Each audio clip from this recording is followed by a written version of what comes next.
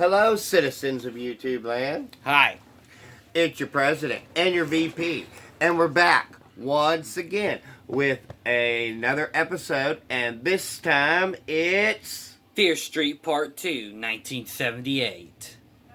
Yeah, I just watched it yesterday, guys. It's the continuation of Fear Street 1994, in that the survivors of 1994 have met up with the survivor of the 1978 incident.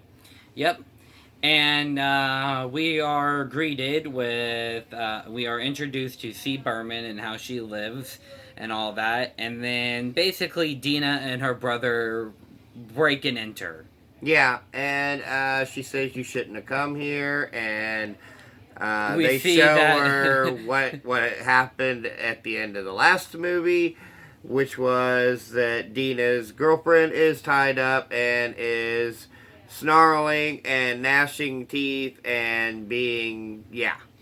She's basically being like, she's basically possessed, and she's like, I'm gonna kill you, and stuff like that, because, well, she's possessed by the witch.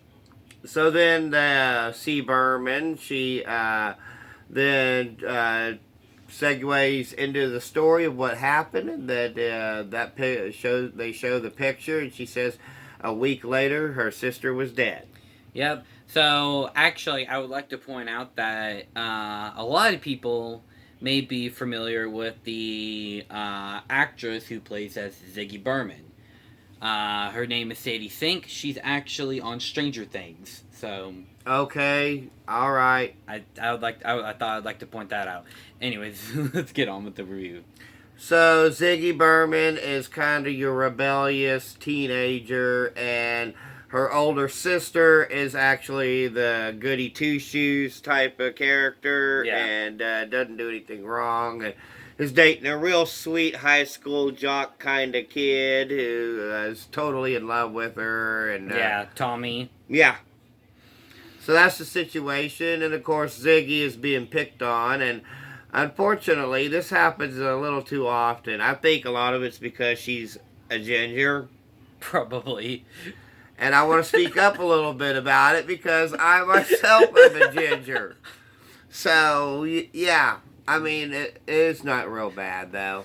No, they do burn her arm. In 1978 though, it is bullying. These girls, they're led by this, Queen Bee type of character, and she's all wanting to harass Ziggy at every opportunity and claims that she's possessed by the witch, and Which is the only thing to explain her psycho behavior, and it's like, get a life. we have the head counselors, and of course we're still doing the Sunnyvale versus Shadyside thing. That's Yeah. probably been at this point been going on for, what do you say, like centuries now. So Probably since 1666, which is an important year. yeah, As you'll find out. yeah. Ziggy is all upset because all these bullying incidents keep happening to her. And then we meet Nicholas Good, and he's kind of a nice kid, and he Yeah. understands her problems. But he's from Sunnyvale, so he's not going to be able to acknowledge that the witch exists, which is kind of important later because Nick grows up to be the sheriff. Yeah, as we soon It's a find destiny. It's a legacy. His father was sheriff. His father's father was sheriff. out. His father was actually the sheriff of Sunnyvale, Yeah. and he is the sheriff of Shadyside. Yeah. So we're not quite sure what happens there, but Also, it happens to. There's also like this nurse that Ziggy is real familiar with, and then like the Mhm. nurse spent her entire life trying to figure out how to stop the curse of Sarah Fear, because her daughter Ruby Lane had like slashed up all of her friends and then killed herself by slitting her wrists. So and Sarah Fear has been wreaking havoc throughout this whole thing. I'm kind of skipping over some. I'm not going to reveal everything because we don't want to do all the spoilers here. Well, I mean, you also have to figure out that, like, the killer happens because like earlier on the nurse Lane said that Tommy's name was on the wall and Mm-hmm. that no matter what he was going to die tonight. And then like after Tommy suffers a head injury, he starts hearing voices and then he goes complete and total psycho. So I don't think that it's the witch there. I think he just like snapped after his concussion like And the goody two shoes had become a goody two shoes because she wants to try to escape Shady Side, and that nobody ever actually escapes Shady Side. So she thought that she was just good enough and perfect enough that it could happen. And she had snitched on her friend Alice, who's an important character in this movie too. Because there's kind of this girl power moment a little bit later. That's a little bit sweet too, mind you. It is. It's a touching moment. Oh yeah, and then like Tommy, he started. We're skimming over a few things, mind you. Tommy, he starts acting a little weird, and then like Arnie, which is Alice's boyfriend, is like, "Hey man, are you okay?" And then Tommy he takes an axe, and then he just whoom right in his face. Yeah, that happens. That and, happens. There's a lot of hack and slashing in this movie because I think Tommy is supposed to be like the tale of an axe murderer, and he's probably right too that there's a little Friday the 13th inspiration here as well. I mean, it's a summer camp, and then like then later on, Tommy gets like this sack looking thing over his head, and So it's similar to like Friday the 13th Part 2, Jason. Yeah, So very it's like, similar actually. But also they end up in this cavern system underneath the campground because they find the power source or something for the witch because the witch had sacrificed her right hand to the devil for eternal power or something like that. yeah, or something like that. It's weird and complicated, but also, mind you, I have to talk a little bit before we move on about the kills in this movie. Yeah. There's a lot of them. Like there's one where he just does like a full on decapitation on a counselor, and it's just really cool looking. And obviously Ziggy, she's like really afraid, and she just like sprints off, and then. Afterwards, there's like a group of campers in like this camp that were being held by Sunnyvale. They get hacked to pieces. Yeah, because there's this color war thingy going on where it's like a capture the flag paintball thing or something like that. It's capture the flag. And so they've got that going on, and Ziggy and Alice are trapped. No, Cindy. Cindy and Alice are trapped in the caverns with Tommy, but Tommy manages to make it to the surface, and that's where he said all them kills come from. Yeah. And they end up getting rescued by Ziggy when they are hovered up basically through the outhouse. And then that's where the decapitation kill comes into play.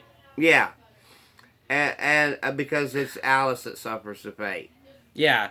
And then, meanwhile, Tommy, he basically makes his way into where then Ziggy and Nick are hiding, and then Nick suffers ankle injury. We have to talk about that a little bit, too. Yeah. Nick is, like I said, he's the good kid. He understands. She makes a bunch of stuff, and, Ziggy is kind of the one that, like, first starts flirting with him a little bit, because she says that even you could like the weird girl from Shady Side. And it's kind of a touching moment, too. It's one of those awkward summer teen romance things. And it's like, yeah, we get it and we see it, but it's great. And then, like, they kiss, but then it gets interrupted by a scream, and it turns out it was, like, a nerdy kid with glasses who just got his face hacked in by Tommy. Yeah. I'm gonna be blunt about Some it. That's of it's exactly gonna make you laugh, guys, because, I mean, yeah. But, so it all comes down to basically Ziggy and Cindy. And they both die, mind you. They do. Like, but it's Nick that comes out of nowhere and starts performing incorrect CPR. Let's be honest. Yeah, It's incorrect. he's not even doing 100 beats per minute. He's not even like like he wasn't even doing like at 100 beats per minute like you're supposed to when you're doing like hand. And he didn't hand even CPR. try to, clear airway or anything like that. But he manages to resuscitate Ziggy. But, okay, and they had attempted to stop the witch, and they had buried the body, or they knew that the body was buried underneath the hanging tree. And so they had attempted to stop the witch, but it had pretty much failed. Because her body wasn't actually buried there. And they needed the hand to be reunited with the body. And we're going to get to the probably the origin story with Seraphir, but that's going to be in a bit. So, anyways, yeah, they survived. Ziggy and Nick are the survivors of Camp Nightwing, 1978. Mind you, Excuse me. Mind you, there is no saving her sister Cindy because Tommy had basically just gone. And they had blamed it all chest. on Tommy, and Nick refused to acknowledge the witch, and Ziggy's like, I thought he was different, blah, blah, blah. And then it shows us that we go back, and now it's back in current time, and the two siblings, they have the hand, and she touches the hand, and her nose is bleeding. I think that's important. Well, at first, remember that Ziggy saw the witch after her nose bled onto the hand. Yeah. And that she was angry for something. And then, Dina, at the very end of the movie, she reunites the hand with the body. And then she's basically teleported into the situation of Seraphir. And now now in the next movie, we're probably going to get to see how Seraphir basically cursed the entire town in Fear Street Part 3, 1666. So, I'm going to say 4.25 out of 5 for this one. What say you? 4.25 out of 5. It had some really cool kills, albeit I think the majority of it was with CGI. Some of the acting is, again, a little sus, but I get the feeling that, once again, they haven't had a lot of experience, and these are young kids. Well, Sadie, she's had a lot of experience. They're going to get better, so, but it is what it is, and those are just minor nitpicks. If you're looking for basically what amounts to a fun slasher with a lot of cool gore and a lot of inventive deaths, then this will be right up your alley. That's also a continuation from the last movie, so... Yeah. But of course, if you've seen the movie and you think it's the worst of all time, and you don't even know why this is happening, because I might even agree with you on that point, in that it's not really Fear Street, necessarily. I mean, I guess it is, in that we're following Seraphir, but it's not the stories that we know. And maybe Netflix could do an anthology series of Fear Street where they cover the actual books themselves and adopt stories from that. I think that would be very cool. Having said all that, though, hey guys, just remember, we're just two idiots with a cell phone camera. Our opinions do not matter, except they actually do, because we have a YouTube show, except they actually don't. So, guys, see you guys next time, where it's going to be Scooby-Doo and the Legend of the Vampire. And the Legend of the Vampire. We are going to get that one out for you guys. We know it's been a while since there's been a Scooby-Doo, so we decided to get one for you today, okay? Until then, just remember, peace and love from Denny and Son. Bye!